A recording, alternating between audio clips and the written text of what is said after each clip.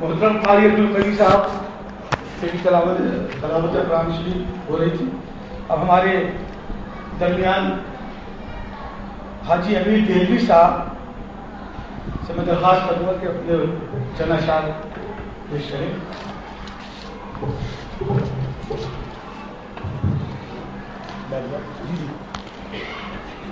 دیکھیے سننے سے شعر پیش کر رہا ہوں مولانا کے مطابق کے. بس بھائی ٹھیک ہے, مجھے تو ویسے قید کر دیا تم نے. دل میں یادیں غم بے قرار رہ گئی, یا یوں کرنے کی زندگی بن کے سوزے نہاں رہ گئی. مرنے والا گیا داستان رہ گئی, مرنے والا گیا داستان رہ گئی. اور دو تین شعر پیش کر رہا ہوں کہ زندگانی موت کا پیغام ہے تیرے بغیر, زندگانی موت کا پیغام ہے تیرے بغیر. ہر نفس وابستہ عالم ہے تیرے بغیر, ہر نفس وابستہ عالم ہے تیرے بغیر. مطمئن تجھ سے جدا ہو کر نہیں ہے کوئی شے, مطمئن تجھ سے جدا ہو کر نہیں ہے کوئی شے. دہر کی ہر چیز بے آرام ہے تیرے بغیر, دہر کی ہر چیز بے آرام ہے تیرے بغیر. لوگ کہتے ہیں جسے تیرا امیر سوز عشق, ایک گدائے کوچے بدنام ہے تیرے بغیر.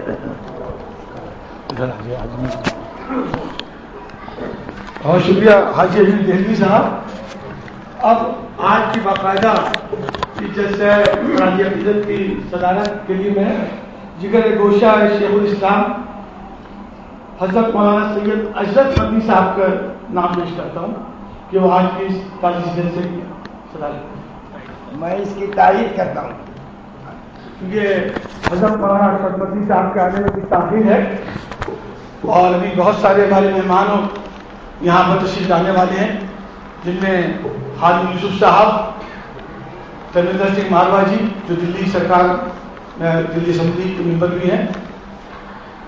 اب میں اپنے بزرگ اور آج کے اس پروگرام کے سرپرست قابل احترام حاجی میاں فریاد الدین صاحب سے درخواست کروں گا کہ اپنے خیالات پیش کریں.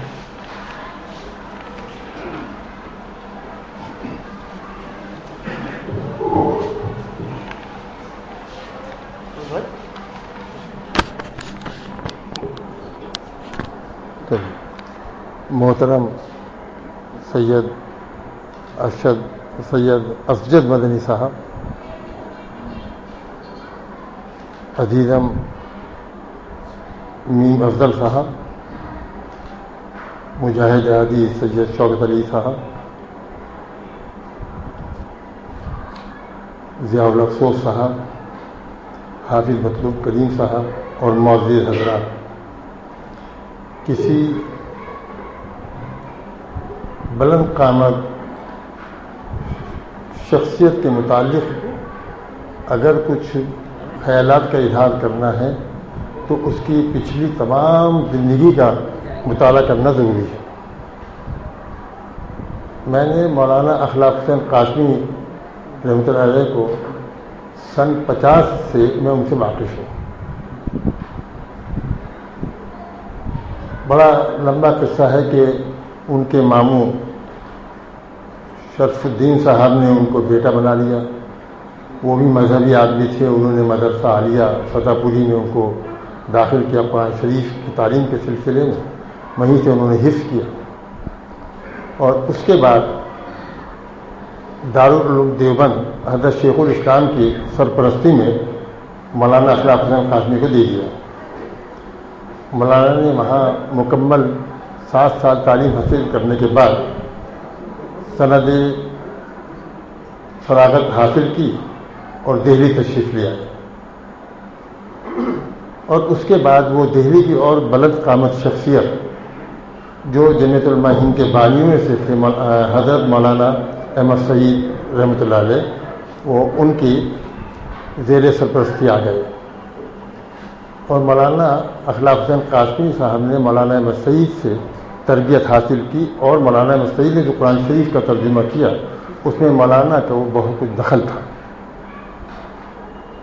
اور مولانا میں سعید کے پاس، کیونکہ بہت کام تھا، سن 47 کے بعد بہت ساری مسائل میں مسلمان گھرے ہوئے تھے، تو مولانا کے بعد ایک ٹیم تھی جس میں مولانا اخلاق حسین قاسمی،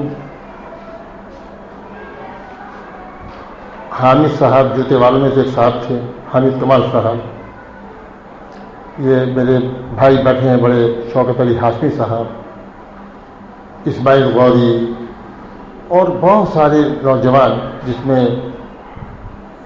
میرے بھائی امیر دہلوی اور ایک بلی ماران میں سے کالوے میں کام کرتے تھے عقیل ناروی، یہ بہت سارے لوگ مولانا کے ساتھ رہتے تھے، اور مولانا ہر ایک کے لیے کام ثبوت کرتے تھے کہ آپ کو اس کا پاسپورٹ کا کام کرنا ہے، کسٹوڈین میں جانا ہے، بہرحال یہ مولانا کہتا ہوں۔ لیکن مولانا اخلاق حسین قاسمی جو تھے، ان سے وہ جو ترجمہ قرآن شریف کا کیا تھا، اس سے بہت کچھ مولانا اخلاق حسین قاسمی سے وہ کام لیا کرتے تھے۔ دو شخصیتوں کو میں نے جو جیسا کہ سن 50 سے میں واقف ہوں، ہم قد، ہم وزن، ہم لباس۔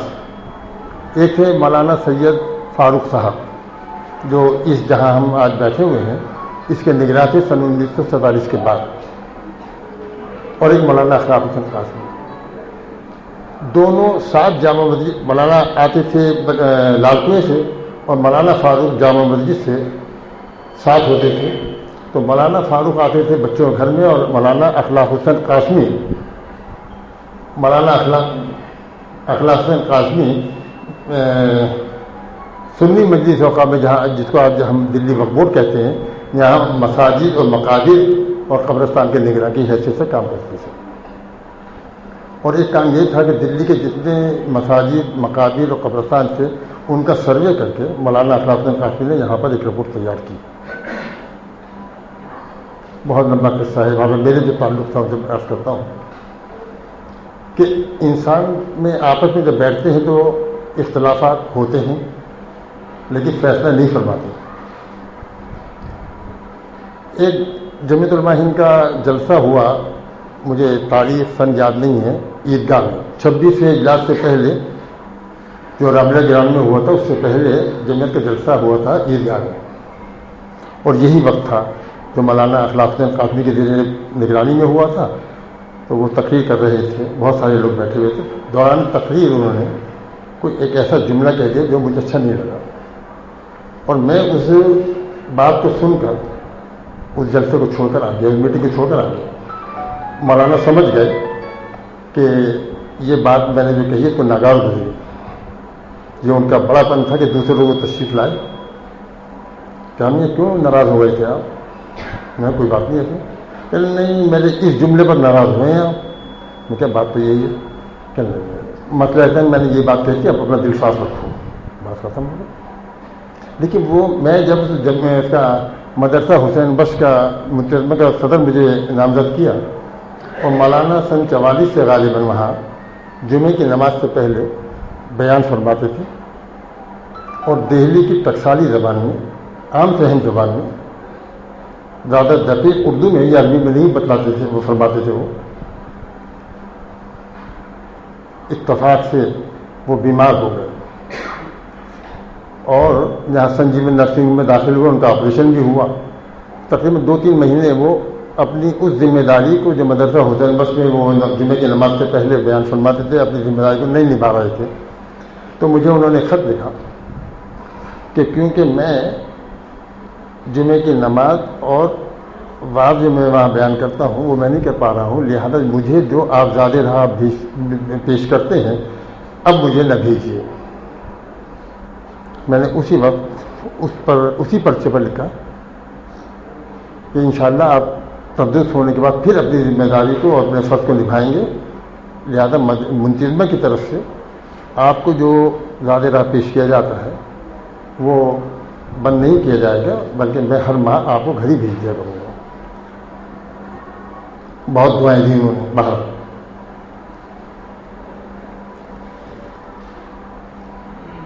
میں مختلف مدارس جو ہیں ہندوستان کے، وہاں کے ان کے جو مجلہ اور ان کا جو ترجمان رسالے آتے ہیں، چاہے وہ تعمیر حیات ہو یا اور بہت سارے رسالے ہوں، ایک اعظم گڑھ سے رشاد رسالہ آتا ہے، جامع الرشاد کا ترجمان الرشاد. تو جیسے وہ رسالہ آتا ہے تو میں پڑھتا ضرور ہوں.